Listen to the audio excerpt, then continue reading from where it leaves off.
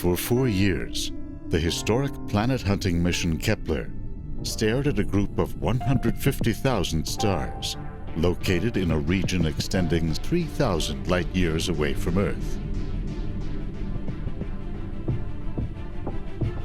The data collected by the spacecraft has brought a turning point to the long search for other planets like Earth.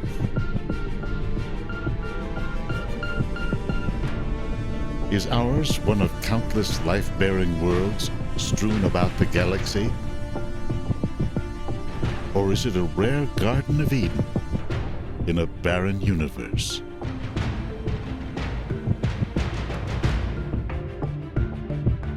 What are we learning about our place in the cosmos?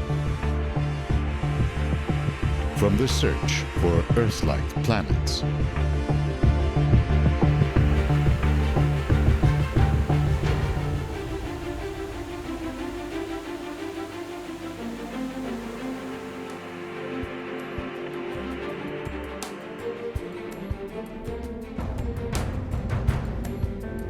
Tens of thousands of years ago, humans began to fan out across the planet, following unknown pathways, crossing unmeasured distances. We traced coastlines and sailed uncertain seas. We crossed ocean straits drained by an ice age. Into every corner of Earth we ventured, looking for places to put down our roots, to raise our families, or just to see what was there. Today, it's the final frontier that fires our imaginations. With so many stars in our galaxy, we make a simple extrapolation that the cosmos must be filled with worlds like ours, with life, even intelligent life. This so-called many worlds view goes back to ancient times, to China, India, Greece, and Egypt. The Quran, the Talmud, and many Hindu texts all imagined a universe full of living beings. It wasn't until the 16th century that the idea became grounded in concrete notions of the physical universe. Astronomer and mathematician Nicholas Copernicus declared that Earth revolves around the Sun. That opened the way for the Italian friar Giordano Bruno, a natural philosopher who believed that the universe is eternal and without end. He held that there is a multitude of worlds with diverse life forms, including intelligent beings. Bruno's outspoken challenges to church doctrine got him executed in the year 1600. His ideas gained support when Galileo Galilei used his telescope to show that our sun is just one among countless other stars. By the modern era, the many worlds view held sway in scientific circles. New telescope technologies gave us a view of vast star populations within our galaxy. As the astronomer and author Carl Sagan noted, given the sheer number and diversity of stars in our galaxy, it's far more likely that the universe is brimming over with life. In 1961, the astronomer Frank Drake sought to lay out the odds of finding advanced alien civilizations. The Drake equation took into account the rate of star formation in our galaxy, the fraction of stars with planets, of planets that might support life, that might develop intelligent life, or radio communications, which we could perhaps detect. Even as astronomers began to scour the heavens for alien signals, another view of the galaxy gained momentum. It started with the philosophers Aristotle and Ptolemy. They believed that humanity and Earth are unique. With the spread of Christianity, this Ptolemaic system became embodied in the rare Earth hypothesis.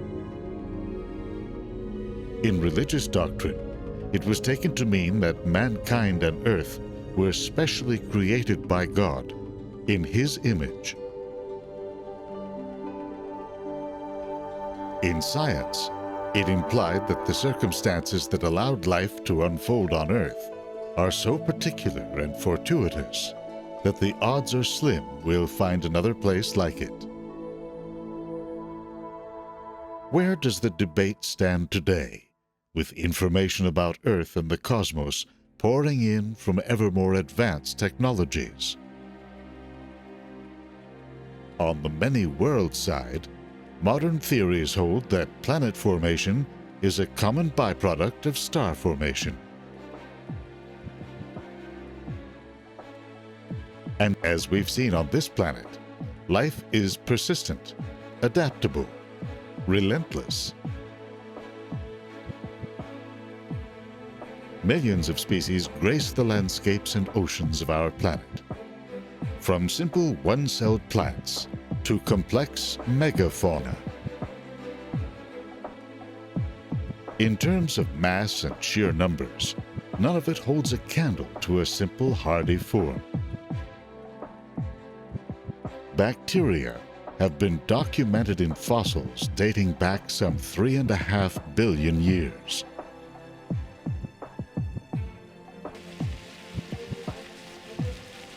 Bacteria are found in habitats ranging from hot springs and volcanoes, the digestive systems of animals, the soil, or the sulfurous environments of deep-sea hydrothermal vents.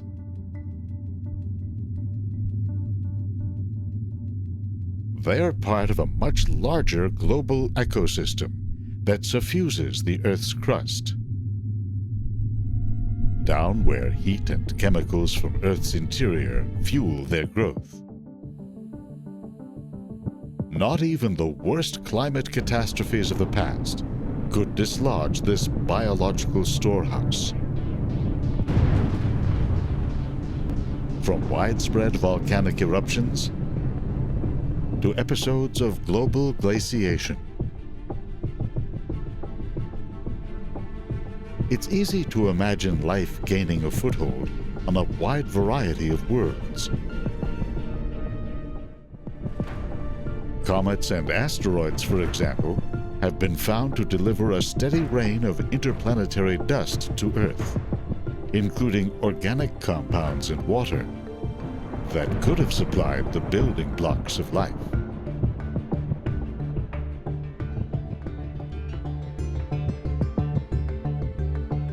Analyzing a type of carbon-rich meteorite, researchers have found amino acids, molecules used to make proteins. They also found components used to make DNA, along with sugar-related organic compounds that are a basic part of living cells. But primitive life forms don't necessarily evolve to more advanced forms. The rare Earth view points to a complex and fortuitous chain of circumstances on this planet. It began when simple bacteria gave rise to one-celled organisms called eukaryotes. They evolved specialized internal organs to regulate processes such as photosynthesis.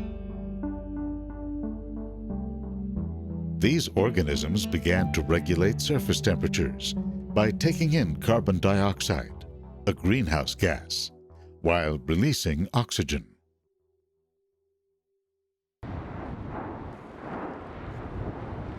Volcanism and other geological processes released more CO2 in the air.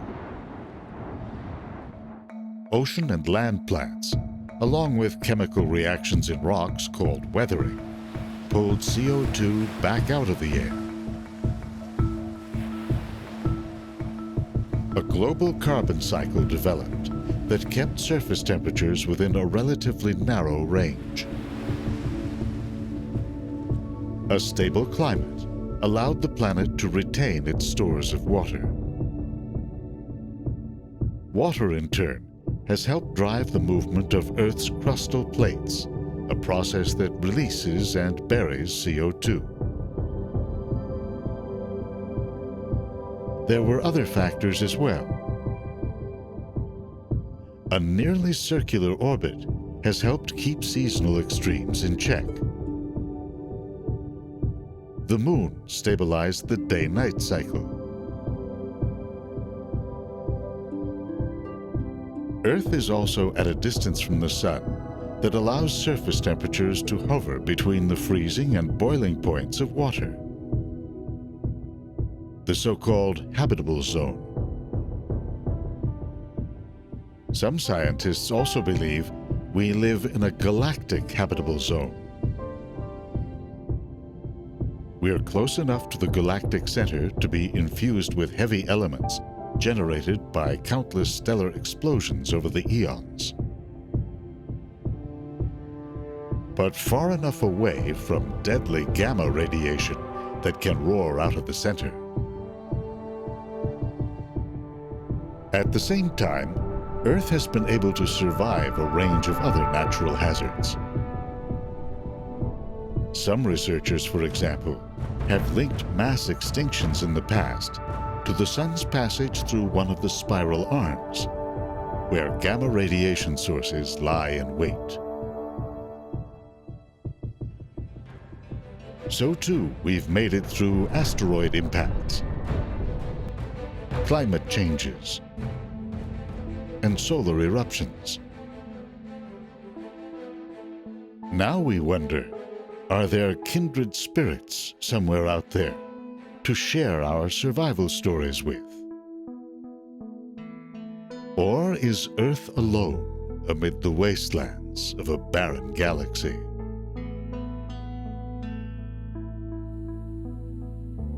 This image shows, in stark relief, the biggest obstacle faced by planet hunters. We're looking at Earth, as photographed by the Voyager spacecraft from a distance of 3.7 billion miles.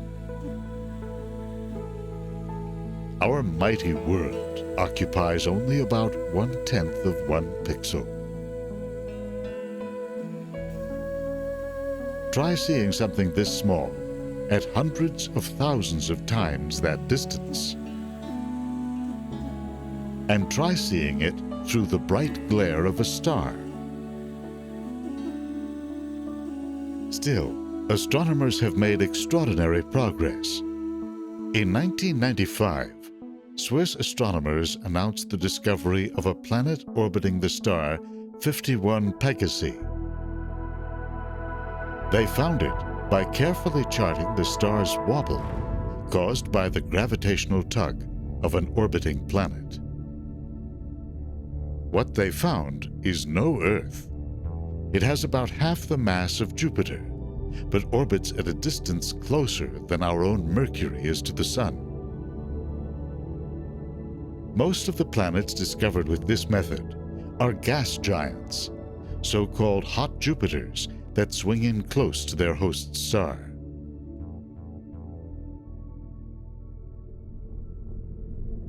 "51 Peg is a G-type dwarf star, like our Sun. It is brighter and more massive than 85% of all other stars in the galaxy. But there are only about 500 others like it within 100 light years of Earth.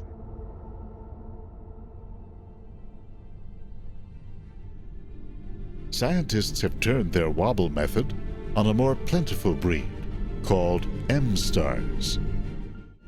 One of them, 20 light-years from Earth, is too dim to see with your naked eye. Gliese 581 in the southern constellation Libra is a red dwarf with 31% of the Sun's mass, but only 1.3% of its luminosity. Using the wobble method, the Swiss team detected an entire solar system with up to 6 rocky planets, ranging from 2 to 18 times the mass of Earth. The most enticing is Planet G, whose presence is still unconfirmed. It's within the life zone. But a star like this gives off so little energy that a planet would have to orbit close just to get enough heat to power its climate. That subjects it to solar flares, common in small stars. So too, a close orbit increases the tendency of the star's gravity to halt any spinning motion. That makes it more difficult for heat and moisture to circulate, and a habitable climate to form. If planet hunters operating on ground-based observatories have told us anything, it's that planets and solar systems are highly diverse. The search for Earth-like planets requires a larger sample.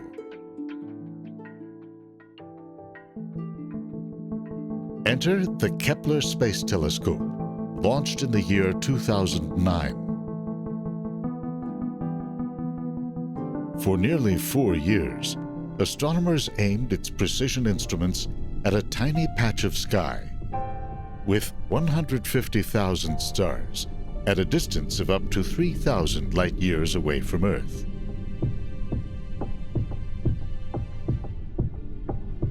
Kepler used what's called the transit method to record subtle dips in the star's light caused by a planet passing in front of it. By analyzing the light as it dipped, scientists are able to estimate the planet's mass, radius, and the distance from its parent star. Combining Kepler and ground-based observations, there are now 3,841 planetary candidates. 1,075 have been confirmed by further telescope or computer analysis. The vast majority of candidates orbit in the hot zone of their parent star, and most have a mass equivalent to Neptune or Jupiter. There is a smaller cadre of planets out in the warm or habitable zone. These two are mostly large gas planets. About a dozen, though, have masses that are smaller than Neptune, but larger than Earth. At the higher end of this range, they are known as mini-Neptunes, or gas dwarfs. At the lower end are rocky worlds called super-Earths. How Earth-like are they? Most super-Earths are thought to have dense, inhospitable atmospheres. That's because their intense gravity is able to hold on to stores of gas drawn to it in the early days of solar system formation. If a slightly smaller planet can avoid this fate, it may succumb to another. Consider the star Kepler 62, a relatively Sun-like star with 69% the mass of our Sun. 2 of its 5 known planets are most likely solid like Earth, but with large amounts of surface water. 62F on the outer rim of the habitable zone could well be frozen over. 62E farther in is likely inundated. The thinking is that the density and internal heat of a planet this size prevents surface water from migrating down into the mantle. With land areas kept to a minimum, a super-Earth would not develop the carbon cycle necessary for regulating a climate. It may be too early to write these worlds off. A recent study showed that the weight of their oceans may be enough to push large amounts of water down into the mantle, where it could help fuel volcanism and plate tectonics. These geological processes would create land masses, allowing a carbon cycle and a climate to take hold. So far, we have not seen what we're looking for: Earth 2.0.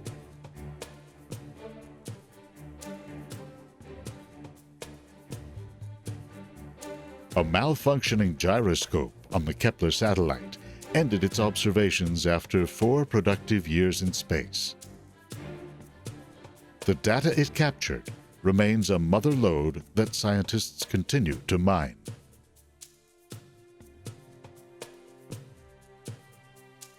Based on a statistical analysis of all the Kepler observations, a new study says 1 in 5 Sun-like stars do have planets about the size of Earth, with surface temperatures conducive to life. Given that about 20% of stars in the galaxy are Sun-like, that would amount to several tens of billions of potentially habitable Earth-sized planets.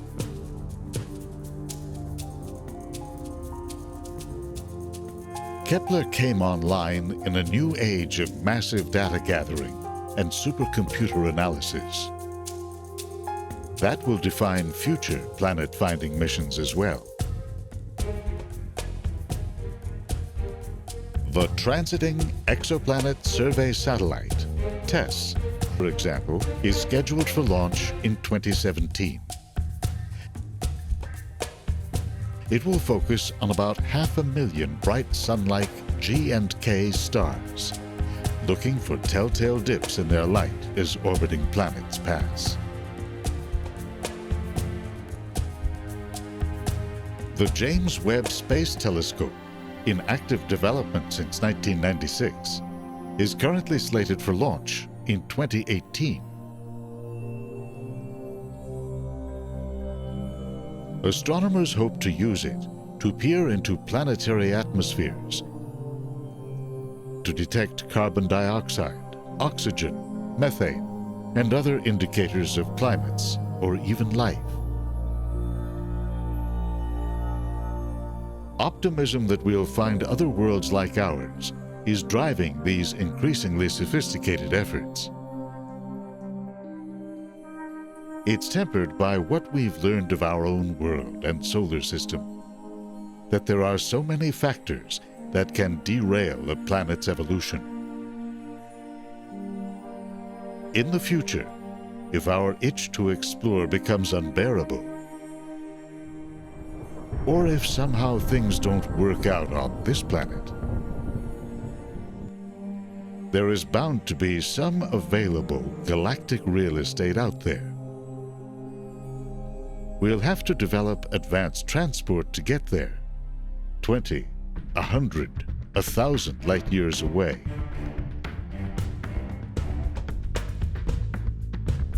The question is, will it be worth the trip?